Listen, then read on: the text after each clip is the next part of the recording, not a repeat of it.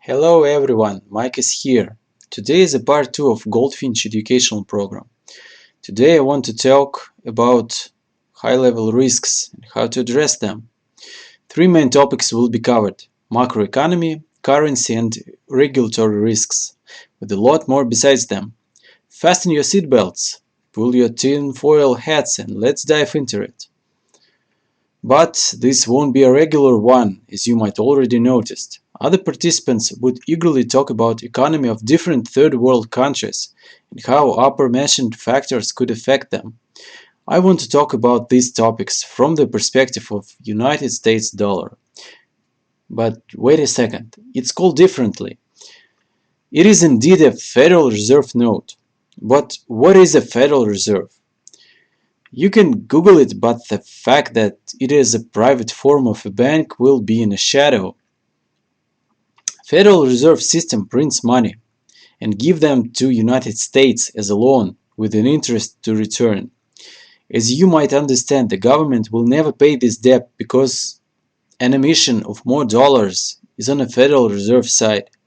And to pay interest, the government has to borrow more money from Federal Reserve. As weird as it is indeed. But let's compare this scheme with Bitcoin or gold, as they are quite similar. Both of them are limited and there is no option someone to add more Bitcoins to its total amount, and so for gold.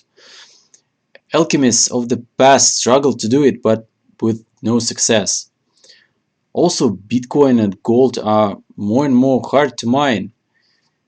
Do you remember golden rush in America when golden nuggets could be found even in rivers in California, but now we dig further and further into the ground? It's similar with Bitcoin, as when it all began, one can solve hash on a laptop or home PC, but very few of them were visionaries and simply forgot wallets passwords or sold Bitcoin at very low price, like $10. But enough references. Here we have a main concept of market price, super oversimplified. The more people want something, and the more it's rare, the price will go up. There are comparison charts on the internet you can get familiar with, and one is shown right here as an example, showing that once Bitcoin will be ETF approved, the demand will be high and the price will skyrocket, I guess. But you'd ask, what about dollar? And I want you to recall the Federal Reserve printer as it went nuts in 2020, and then quantitative easing came with airdrop dollars flooded America. More money, less buying power, as deficit simply turns to a profit. This is highly correlates with inflation and buying power. $1 in the beginning of 19th century is about 21 current dollars.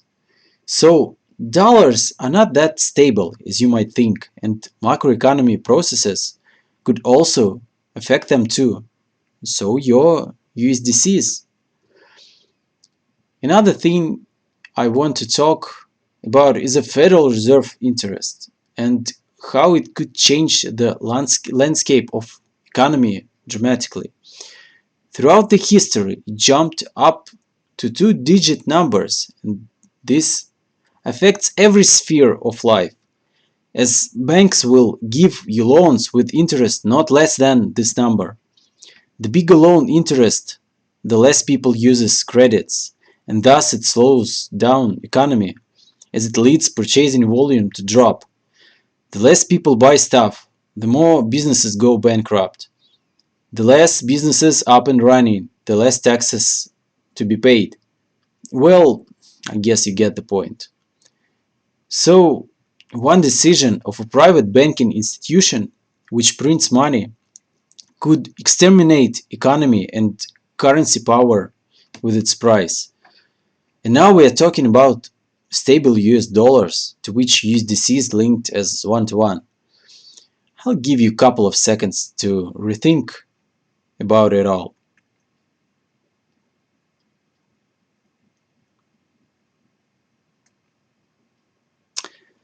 Well, what do we see and discussed here? We saw that regulations could affect currency strength, which can lead to a macroeconomic changes all around the globe, as Federal Reserve note is the main currency to trade with. But let's dive a bit deeper.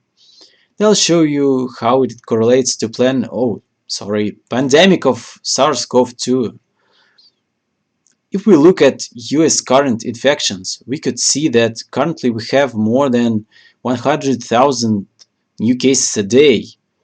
And now let's look at the China's with no more than 100 cases a day. Then go out to mass media space with United States rhetoric close to "we're all gonna die here" and compare it with good old-fashioned Chinese news about a normal life. Well, almost. But human rights tragedy will be touched upon later. I'll ask you a question. Where is money capital is going to settle? In an unstable economy driven by mass panic, or in calm bay of stability in the country which tries to climb on top of world ranking to be number one country in the world? The answer is obvious, I guess.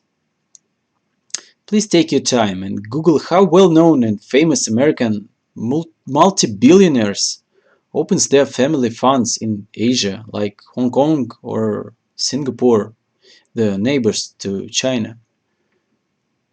Try to find something on DuckDuckGo or Google about concepts of post-capitalism or Marxism or neo-Marxism and deconstruction of Western economics.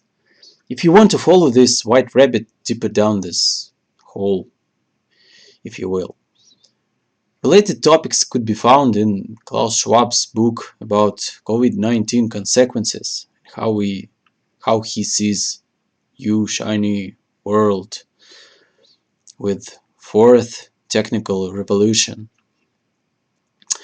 Well, that's enough for today. I guess we discussed on an example of US dollars how all these factors really matters to stability of the economy. Thank you for staying to the end. I hope you like it at some kind. Cheers and see you at GoldFinch.